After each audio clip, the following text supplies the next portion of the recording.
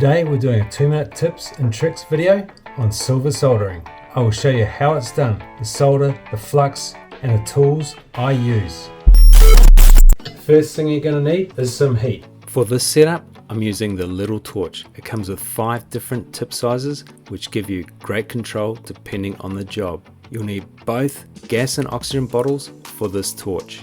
A soldering pick is a must-have, but tweezers will also work. I also like to use a third hand. This is a great tool for holding your work steady. Flux is essential. I'm using Tennessee flux paste. Just add a small amount of water to the paste and it's ready to go. Flux creates a protective layer and allows the solder to flow cleanly. We will need some solder. I prefer to use medium silver solder. I've got a bit of scrap silver and I'll bend it up into a ring. The most important part is a tight fitting join. I'll close the ring then cut through the join so both ends match perfectly. The better the fit, the cleaner the solder seam. Before soldering, the join needs to be completely clean.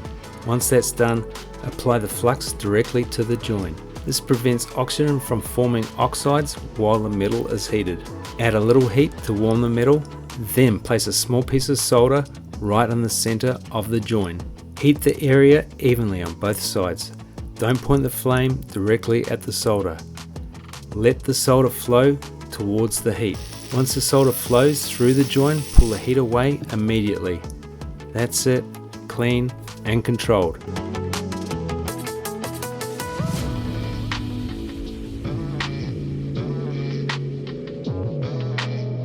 Another tip when soldering is you can use your soldering pick, push it down on the solder so it doesn't move away, and because they're titanium the solder will not stick, so hold it down and the solder will flow and you can just move your pick away. I hope this video has been helpful for those of you who want to learn a little bit about silver soldering. I've definitely got to do a longer video with a lot more detail in it.